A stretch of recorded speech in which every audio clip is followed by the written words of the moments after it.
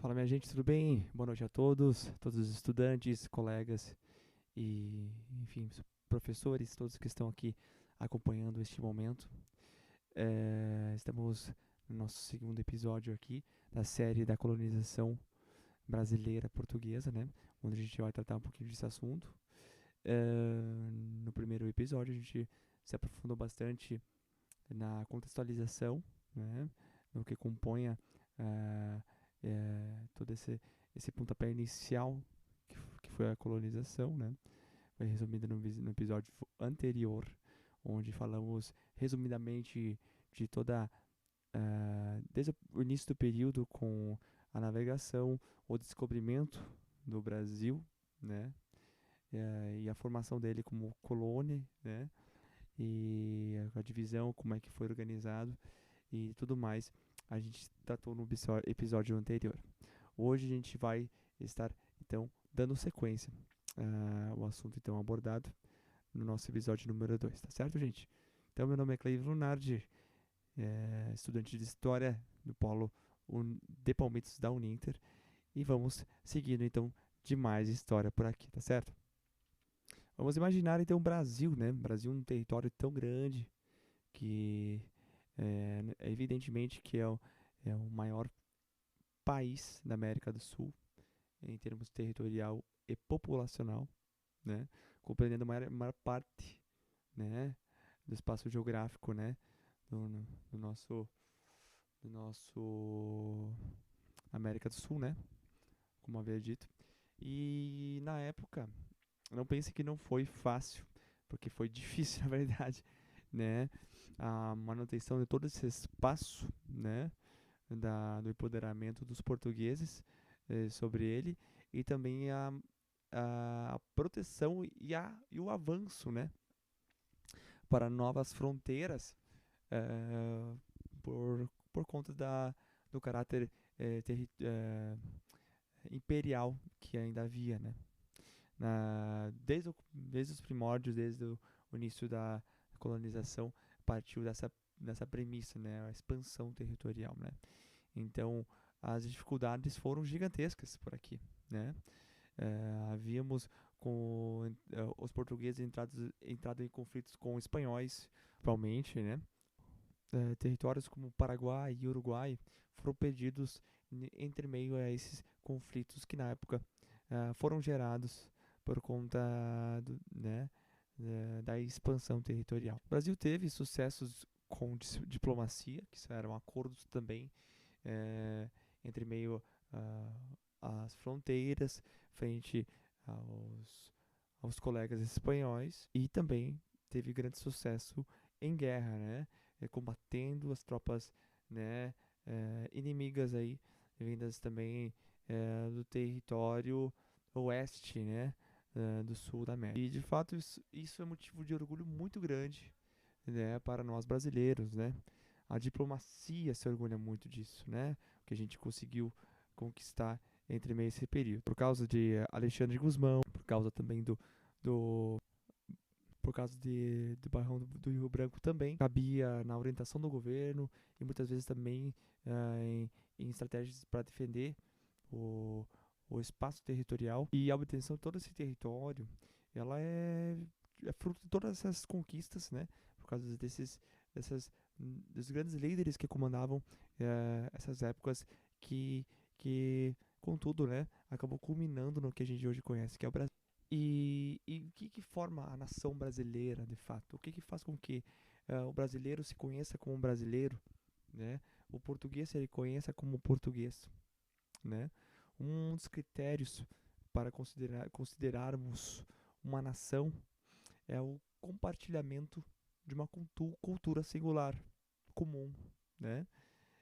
Como a própria música, a própria dança, o idioma que ali é falado, né? Normalmente uma nação é composta ah, por um grande número de pessoas que compreendem um território que falam a mesma língua, né? Pelo menos de forma nativa, né? E a própria religião católica também, né? Quando a gente fala de religião, né? É o que predominou, de fato, desde o início da colonização, né? para toda a nação que se veio a se tornar a nação brasileira. Além da própria gastronomia, né, que caracteriza também o, o, os tipos de refeições e pratos que são servidos, né, diante de maneira um pouco mais comum também para esse grande grupo de pessoas. A própria característica como o Brasil tem desde os primórdios, que é a pluralidade cultural, que também é a riqueza da junção de vários povos, né, portugueses, africanos, né, índios, né, essa junção de todos esses povos, que é conhecida como misoginia, né, é fruto também de uma característica muito particular do povo brasileiro. E essas diferenças fazem com que o próprio Brasil se reconheça como uma unidade, isso até hoje. Vamos falar, por exemplo, na pluralidade cultural. O sul do Brasil, sabemos que, né, nós temos um dos pratos mais conhecidos, mais populares, é o churrasco. Né? O churrasco é fruto de uma característica muito particular, né, do povo do sul do Brasil. E a própria vinda, por exemplo, agora vamos falando de música, né, do Dom João para o Brasil, foi uma característica, né, que culminou também no que a gente conhece hoje, o carnaval, né? O, o Dom Pedro I, por exemplo, era músico também, né? Então, essas figuras, né, europeias provenientes aí né, da liderança da coroa portuguesa trouxeram consigo já toda essa cultura, né, no Rio de Janeiro, né? O Rio de Janeiro começou toda essa questão de desfiles, né, a carreata, né, com, com fantasias, né, e com a música, né, que na época, na verdade, era muito erudita, né, mas eles traziam para essas festas no Brasil os melhores músicos, né, então, assim, iniciando ali, então, né, o que a gente conhece hoje de todos os nossos ritmos brasileiros, né, que são samba, pagode, né, o que hoje a gente conhece, que é muito presente no próprio carnaval, né, e o que naquela época não se chamava carnaval, era simplesmente uh, uma festa cultural, né, que acontecia na, na, no território português, né, isso na Europa. Uma das questões também bem compartilhadas do povo brasileiro é a própria maneira de fazer amizade, né? Que desde aquela época foi assim, né? Muito que você fala que o povo brasileiro tem consigo, né? A forma fácil de simpatizar, de divertida de conviver, né? Isso é uma característica que também compõe o quadro cultural brasileiro, porque quando a gente cita exemplos, por exemplo, de várias pessoas que saem do próprio Brasil para viver fora, uma boa parte dessas pessoas acabou retornando para o Brasil sentindo falta, né, do apego, do abraço quente que aqui nós se aconchegamos entre nossos compatriotas aqui em nossa terra. Então é uma característica também fundamental da cultura brasileira, né? Este, essa maneira, né, de ver o próximo com mais intimidade, vamos dizer assim. Também, claro, conhecemos o que também compõe a cultura brasileira, que é a famosa frase do jeitinho brasileiro, né? É, que, que herdou-se, né? Desde o período da colonização também, né? Que é referente à malandragem, né? A estar sempre, o brasileiro a estar sempre um passo à frente um do outro, né? Para tirar uma vantagem, não interessa qual seja, mas estar à frente do próximo, justamente para, né, se prevalecer sobre qualquer situação, circunstância que seja, né? E isso tudo são características muito fortes que todos os demais países do continente reconhecem quando se fala, né, de Brasil, né? E agora falando assim de uma situação até, também interessante da própria vinda de todos os nossos conhecedores, eh, descobridores como Pedro Álvares Cabral e tudo mais. Será que ele simplesmente era um descobridor?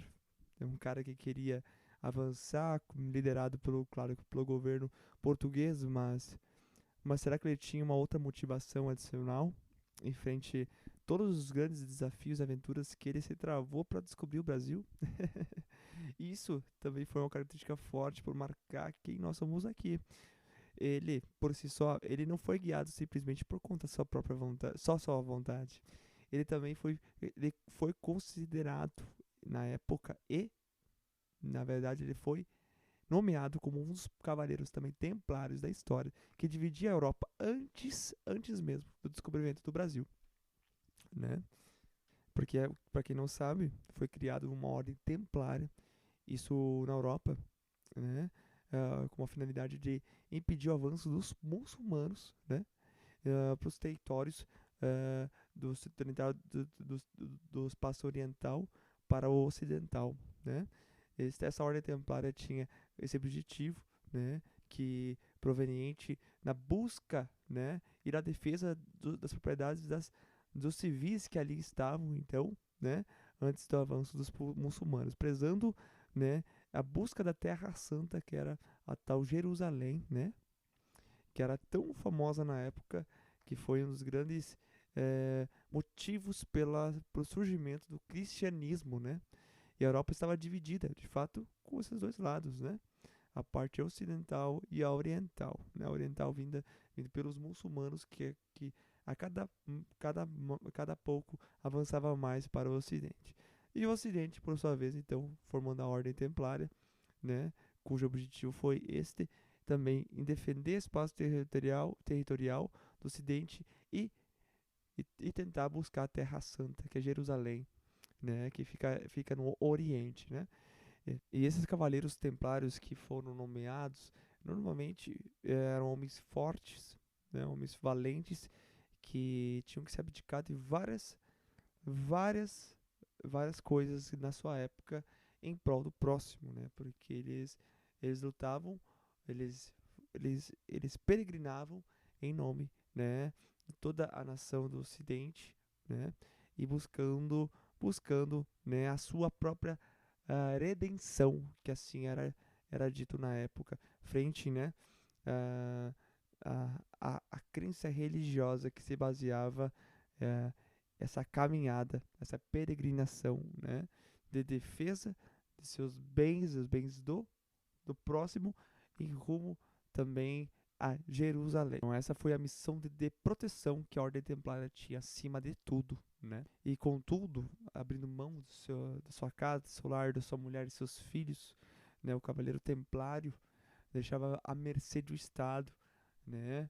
É, a, o seu capital, contudo, né? Ali, né? Foi o pontapé inicial para a existência de banco, né? Do que a gente conhece hoje, de você ter seu espaço, seu dinheiro guardado, porque a peregrinação não consegue tá sendo feita acompanhando com todo o seu capital e patrimônio. Então, contudo, ali foi um pontapé inicial para o que hoje a gente conheça como banco, né? As agências, o que remete a guardar o dinheiro, guardar sua riqueza de maneira segura, né? Isso foi por volta, né, a formação da Ordem dos Cavaleiros Templários por volta dos anos 700 na Europa. Mas em determinado momento, por sua vez, tinha o rei da França, conhecido como Belo, Felipe, Felipe Belo. E esse Felipe IV tem uma briga na frente à Igreja Católica que sobrepõe as motivações econômicas, etc.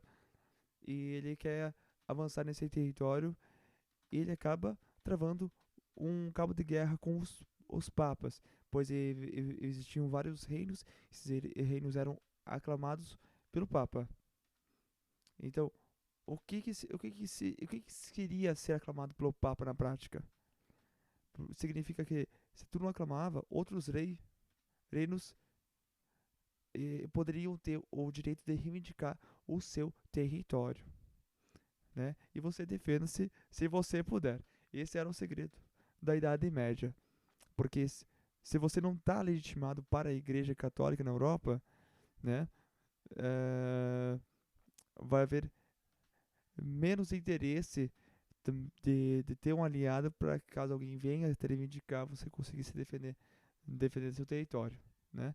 E é claro, mesmo aqueles que tinham aliança tinham problemas com isso. Mas o ponto do Felipe Belo, né?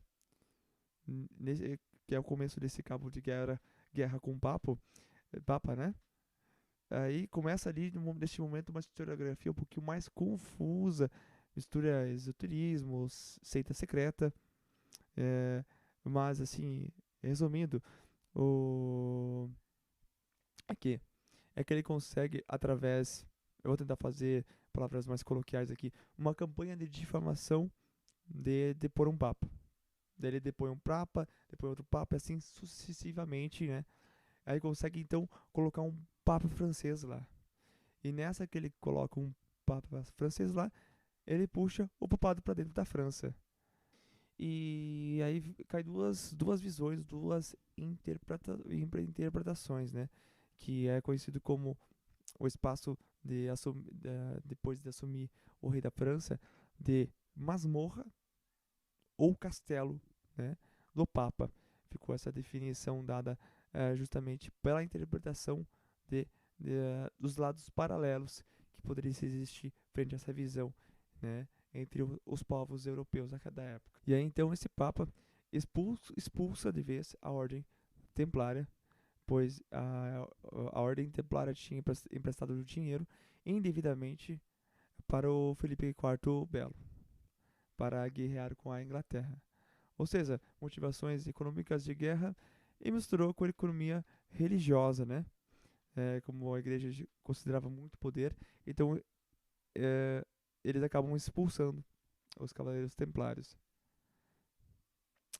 E aí, e aí vem a morte de Jacques de Molay, que vem todo aquele papo da maçonaria, é, e tal. E esses templários são expurgados e fogem e tal, né? Naquele momento. Portugal decide nesse momento receber essa ordem, mas, mas mudando o nome da ordem para Ordem de Cristo, né? Recebe os bens, recebe os membros, os títulos, etc, né? E essa historiografia, inclusive, é muito disputada, né? Diferente dos historiadores, porque esta mesma ordem cristã que ali então se formou, né? Quem compunhava, fazia parte desse grupo, era muito menos, muito mais que Pedro Álvares Cabral.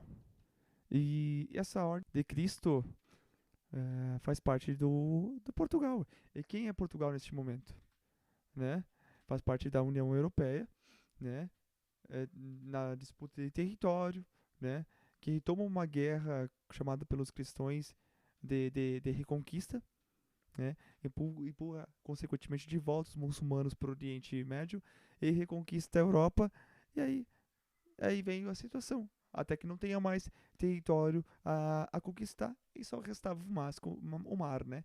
Contudo, então, né, a história que a gente já conhece do descobrimento do Brasil, Pedro Álvares Cabral, né, representando esse grupo, né, esse grupo da ordem cristã, né, navega para as Índias, mas consequentemente acaba encontrando o Brasil, né? Olha que história legal, que história bacana, né? De que muitas vezes não é tanto tão divulgada, né? Mas devido a isso tudo, né? Essas motivações que então a gente hoje conhece né, o Brasil da forma como é, né? Essa é a visão contada dentro também da própria historiografia, né? E claro, não era só motivações religiosas neste momento, mas também econômicas, né? E uma questão também da época, evangelizar os povos. Não era escravizar os povos, mas sim evangelizar, né? Significa que eles estavam achando que a única maneira de se salvar, né, era seguindo a religião.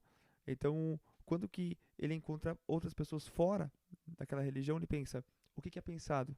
Né? Eu tenho que salvá-lo. Então, trazer o outro para a sua religião é uma maneira de salvação, autossalvação no ponto de vista de quem faz parte, né, eh, da religião, né? Como se no sentido de estar espalhando a palavra de Deus, né, e compartilhando da tua crença com outros povos. E Portugal, na época, ele só puder ter aceitação frente aos demais países da Europa e o Vaticano, principalmente, onde demandava a ordem cristã, somente quando a ordem dos Cavaleiros Templários deixasse de ser militar, né? Foi uma das características que foi obrigatório a ser, né, separado, né? Ou deletado da ordem, né? E também perdeu várias outras regalias que antes os Cavaleiros Templários tinham. Então, na sequência, eles empreenderam essas navegações, né? É, né, retratando muito esse período.